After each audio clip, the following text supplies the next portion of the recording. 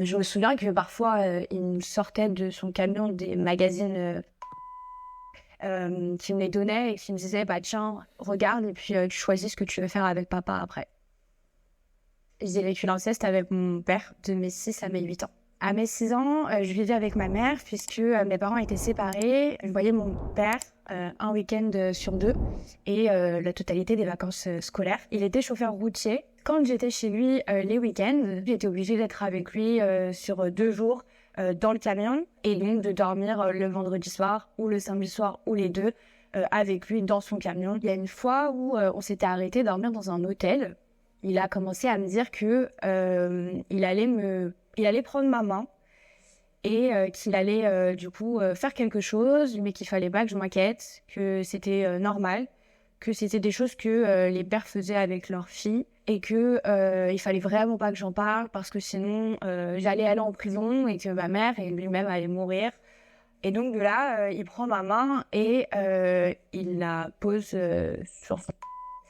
Donc voilà, donc là ça a été la première nuit que le cauchemar a commencé.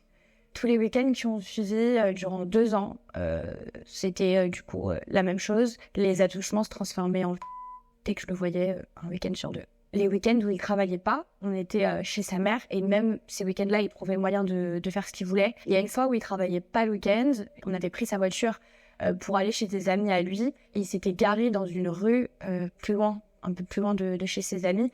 Une rue plutôt calme, avec pas trop de monde. Il trouvait même le moyen de satisfaire ses désirs, peu importe les circonstances. Les mois passent. Oh là là. Là, on est dans le cas d'une fille de 6 ans qui se fait violer par son père. Ah, il y a des choses horribles dans ce monde, hein. Franchement, il y a des gens qui font des choses horribles. À ta propre fille, tu fais ça. Tu prends toute son innocence. Mais faut être, euh, faut être vraiment, vraiment malade pour faire ça. En fait, c'est inhumain ce genre d'attitude, ce genre d'acte.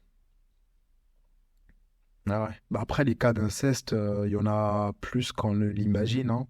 C'est juste que c'est pas assez répertorié. C'est toujours un sujet assez sensible, assez tabou. Mais franchement, les cas d'inceste, il y en a beaucoup dans les familles. C'est difficile de trouver le courage et d'en parler ouvertement et surtout à la télé, sur Internet. Il faut vraiment trouver le courage pour ça. Il y a des gens qui sont dans le déni après avoir été victimes de viol. Et voilà, faut vraiment un support mental, hein. Il faut un support mental pour ça, pour surmonter cette épreuve. Parce que ça laisse des traumas, forcément. Forcément. Déjà qu'un viol, ça te laisse des traumas, mais se faire violer par son père, waouh, c'est encore pire, les gars, c'est encore pire. Et c'est réellement de pire en pire. Mon état d'esprit aussi, et ça s'améliore pas. Je commence à avoir de plus en plus peur. Son ton également, il changeait, puisqu'au fur et à mesure du temps, il avait beaucoup moins de patience. Si en fait je refusais, il n'hésitait pas à me frapper et à me dire que de toute façon c'était comme ça et que c'était pas autrement. Et donc je suis passée de la petite fille de 6 ans qui aimait son père et qui avait envie, malgré ça, de lui faire confiance, à la petite fille de 7-8 ans qui avait de plus en plus peur et qui se posait de plus en plus de questions. Rajouté à tout ça, c'est une personne qui est alcoolique à ce moment-là, et donc qui n'hésite pas à me mettre en danger. Ah ouais, dans des familles, les parents, quand ils sont alcooliques, il y a plus de taux de, de violence dans des familles, hein. Quand les parents sont alcooliques, le père est alcoolique, il y aura plus tendance à la violence dans la maison. Ouais, des violences domestiques, la plupart du temps, c'est des parents alcooliques, hein, qui n'arrivent pas à gérer, qui arrivent pas à gérer leur colère, tout simplement. Et à se mettre en danger d'ailleurs. Je me rappelle d'une fois où on était en train de conduire, on allait à Clermont-Ferrand, et je me souviens qu'il n'arrivait plus du tout à conduire parce qu'il avait trop bu. Moi, à ce moment-là, j'ai 7 ans, dehors il fait nuit, et je dois descendre en fait d'un camion sur une autoroute pour poser le triangle de signalisation derrière le camion. En fait, c'était vraiment terrorisant et c'était en plus déjà des agissements qu'il avait qui faisaient qu'en fait, avec lui, il n'y avait pas un moment où je pouvais me sentir en sécurité.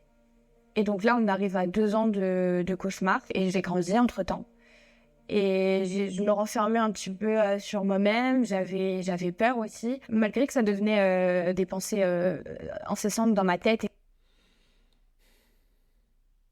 J'imagine pas l'enfer qu'elle a pu vivre, hein. Waouh.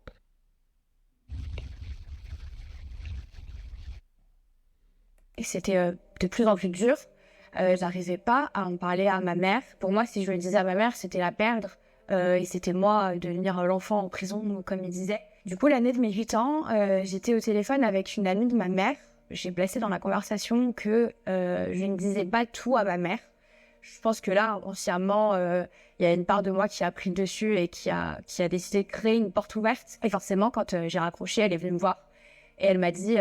bah, qu'est-ce que tu ne dis pas à maman, ma chérie, tu sais que tu peux tout me dire. Et je décide d'aller chercher en fait un carnet dans ma chambre, dans lequel en fait pendant tous ces mois j'avais fait des dessins, j'avais écrit des mots par rapport en fait à ce qui se passait. Et donc je décide de lui donner moi-même pour qu'elle comprenne tout. Et là je vois ma mère qui s'effondre et qui se lève et elle m'a dit habille-toi, on y va. Et là on se retrouve dans la voiture en direction du commissariat et elle m'explique dans la voiture, elle me dit bon bah ma chérie, là ce que tu m'as dit c'est pas normal, mais tu es pour rien, on va devoir en parler à des personnes qui sont spécialisées sur ce sujet-là, il va falloir que tu leur parles et que tu leur dises tout, et ces personnes-là elles sont gentilles et elles vont t'aider. Moi à ce moment-là je panique en fait, je repense à tout ce qu'il m'a dit pendant 2 ans. Ça y est, en fait ça allait être le début d'un deuxième cauchemar où j'allais juste envoyer ma mère en prison ou voire pire, et moi de même. Donc je commence à même regretter en fait de l'avoir dit à ma mère. Donc j'arrive au commissariat et je tombe du coup sur un policier qui avait été très gentil avec moi, forcément, qui m'avait mis en confiance. Donc à ce moment-là, je comprends petit à petit que je suis pas en train d'aller en prison, mais en fait, ça en est suivi de plusieurs semaines d'enquête où j'ai dû raconter et encore raconter à plusieurs autorités compétentes, quoi. Au fur et à mesure du coup de cette procédure-là, je me suis sentie déjà libérée et surtout rassurée. Et c'est ça aussi qui m'a permis de parler davantage. Ils n'ont pas pu aller le chercher tout de suite. Il a fallu que plusieurs jours passent pour qu'ils puissent en fait récolter les preuves et créer leur enquête. Ma mère même devait faire semblant.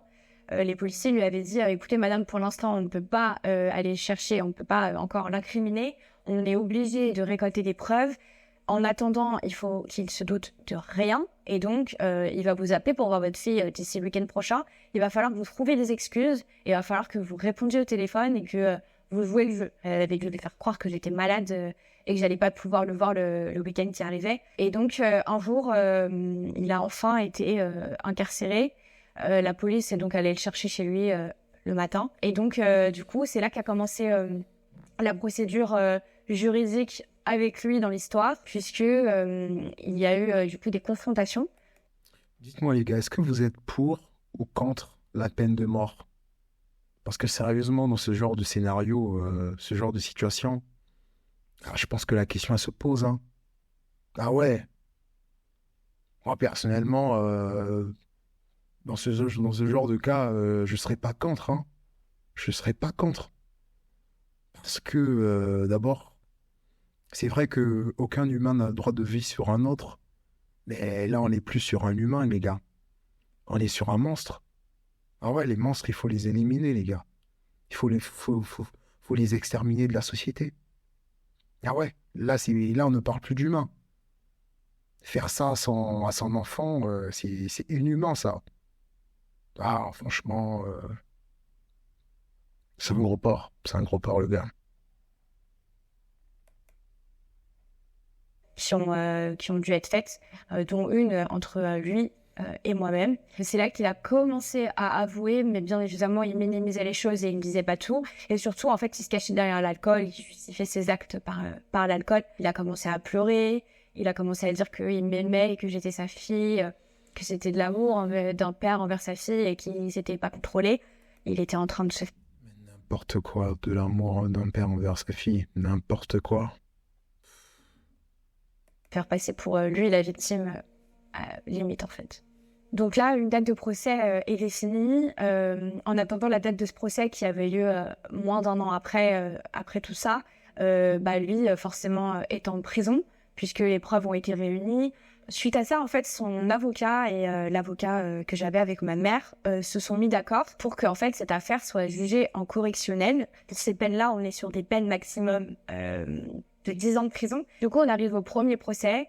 Procès qui se passe ouvert au public. Donc, c'était assez impressionnant. Il avait un peu plus reconnu les faits. Il se cachait toujours derrière l'alcool. Il continuait de pleurer et continuait de dire qu'il était désolé et qu'il aimait sa fille. Il y avait sa famille aussi. Sa famille qui n'ont pas du tout pris mon parti. Donc, en fait, ce jour-là, j'ai perdu. Waouh. La famille n'a pas pris le parti de la petite fille. C'est lunaire, ça. C'est lunaire, franchement. C'est des malades chez eux, hein. Et vous soutenez un père qui viole sa fille. On est où, là? Oh, le monde, il va à l'envers, hein. Perdu mon père, du coup. Et j'ai perdu également une famille. Du coup, le premier procès se termine et il prend 7 ans de prison ferme. Je comprends que 7 ans, c'est pas toute la vie. En fait, c'est comme ça que ça fonctionnait dans mon cerveau d'enfant. Donc, cette décision, en fait, elle me laisse beaucoup de questions en tête. Et puis, elle me rassure pas vraiment. Du coup, il y a un appel qui est demandé et accepté. Une année après, on revient devant le juge. Cette fois-ci, c'était un procès à huis clos, donc fermé. Lors de ce procès, en fait, on présente du coup son parcours en prison. On fait son éloge, on rappelle les faits. Et donc, le verdict tombe à nouveau. Suite à sa bonne conduite en prison, les juges lui accordent une remise de peine qui divise presque sa peine en deux. À la fin de ce procès, il restera en prison seulement 3 ans au lieu des quasiment 6. Mais attends, mais c'est quoi bonne conduite?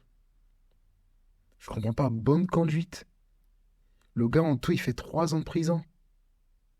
Alors qu'il a détruit la vie de sa fille, psychologiquement. Oh, le système français. Non, mais c'est n'importe quoi, ça. Bonne conduite. Ah ouais. C'est pour libérer des crapules, en fait, dans la société. Qu'est-ce qu'ils font? Vider les prisons parce qu'il y a trop de prisonniers. Il n'y a que ça que je trouve comme explication, les gars. 3 ans pour bonne conduite. N'importe quoi. N'importe quoi. Années qui lui restaient à faire. C'était l'année de mes 10 ans. Et donc, j'avais encore plus de haine. À ce moment-là, je me souviens que j'ai demandé à ma mère de changer de nom de famille. Je voulais plus porter son nom de famille. Je voulais avoir celui de ma mère. On avait... Bah ouais, carrément, ce nom, tu le jettes, hein. Surtout que sa famille te rejette, après, te soutient pas. Bah ouais, t'es plus sa fille, le nom, tu le drops. fait la demande qu'il soit déchu de ses droits paternels, donc il a plus de droits sur moi. Ils lui ont également donné une interdiction de m'approcher jusqu'à mes 18 ans. J'ai dû me construire en fait avec ça. Je me sentais sale. Les premières années après ça, je me rappelle que j'avais envie et j'avais besoin de me laver plusieurs fois par jour. J'avais du mal à comprendre que j'y étais pour rien et que c'était lui le problème dans cette histoire. Ça a développé également des troubles de l'alimentation chez moi. Et je pense que le pire dans tout ça, en fait, c'est d'avoir grandi et de m'être construite autour d'une haine, en fait, que j'ai développée pour lui. Et encore aujourd'hui, je fais des cauchemars tout le temps, où je revois, en fait, ce qui s'est passé. Quand t'as vécu ça, en fait, par ton propre père, C'est dur, les gars. Franchement, wow. Je souhaite ça à personne, hein. Je souhaite à personne de vivre cela. Wow. Ça me brise une vie, ça.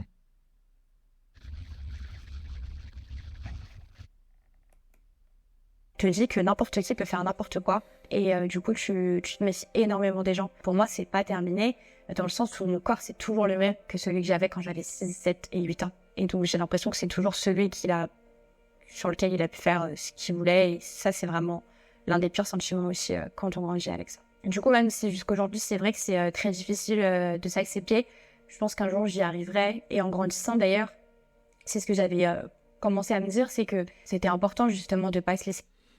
Ouais, là, elle a les yeux. Tu sens qu'elle a eu un cut et qu'elle a pleuré. Ouais, elle a pleuré, la go. Bah ouais, c'est normal. Ça demande beaucoup de courage, hein, de ressortir tout ça. Il y a des gens, franchement, après, ils ont un système psychologique où il y a un déni, en fait. Et souvent, ils se rappellent plus de ce qui s'est passé parce que le cerveau a refoulé tous ces mauvais souvenirs. Force à elle, hein. Franchement, elle est très forte, très forte. La demoiselle, elle est très forte.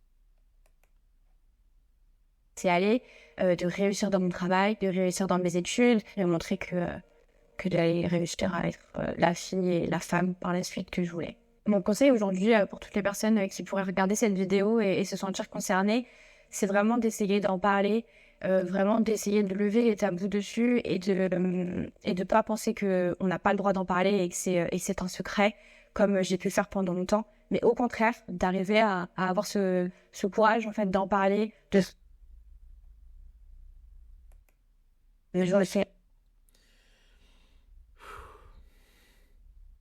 Très émouvant, hein. À la fin, tu sens qu'elle a les larmes aux yeux et ouais, ouais, il fallait que ça sorte aussi.